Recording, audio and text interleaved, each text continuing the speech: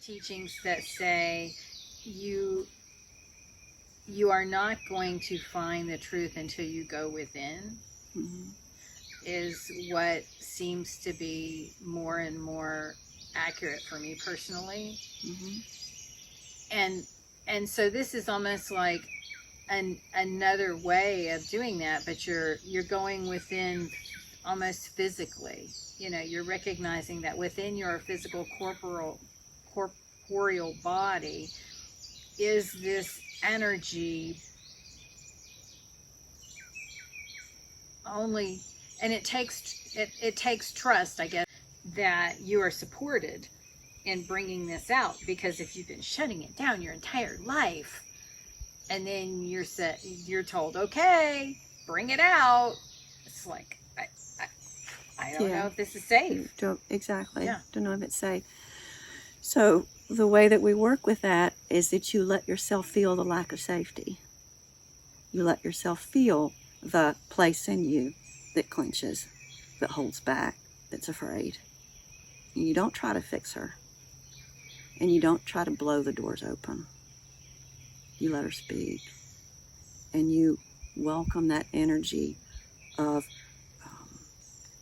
fear, mistrust in your body.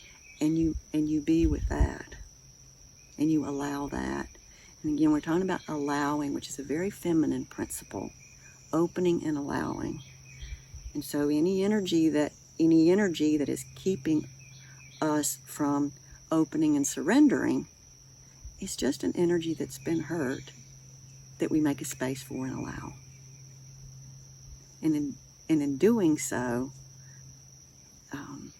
that life force that's in us will move and heal and convert that energy. Now, it doesn't just happen in 5 minutes. It happens over time.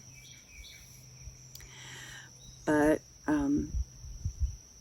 what you're talking about is important because our real bliss experiences just are not going to happen from the neck up. It's not where we feel it. And you know, when I talk about a dance or movement practice, I'm not talking about the kind of thing where kids go to raves and, you know, you take drugs and you leave your body. That's one way that people have looked for bliss, is to, I go dance and I do this and I leave my body. And they take ecstasy. Yes. And that's temporary bliss, but it's not real bliss. It's dissociation in a recreational form. But the real bliss and the deeper bliss happens as you stay in the body. And so for a woman to experience sexual pleasure, she has to open and receive. And again, there are good reasons for her not to do that based on whatever her past experiences have been, whatever she's holding in her collective pain body, and what her relationship is like with the person she's doing this with. Let's face it, the male people still don't know an awful lot about. Male people learn about sex by looking at porn and nasty magazines when they're kids. That's where they get their education about how to be with a woman sexually. And, you know, as women, we carry our mother's memories of counting ceiling tiles and just hoping he gets it over with, or whatever. But sexuality is a really wonderful place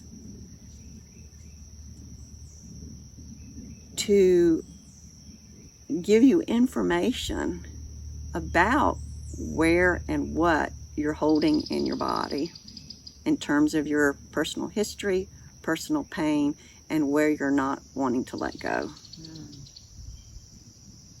Now, it may be that your partner needs to learn an awful lot about how to help you do that. But even if he's not willing to participate, a woman can explore her sexuality on her own. And again, I'm not talking about just quick masturbation and getting it over with fantasy and all that. I'm talking about really being connected to your body and in your body and exploring your self and what pleasure means to you, and where you hold back from letting yourself experience pleasure? Where do you not surrender and allow pleasure to come to you? Women are trying to get pleasure, but allowing ourselves to open and receive pleasure, it's a whole different thing, much scarier. Much, much, much scarier.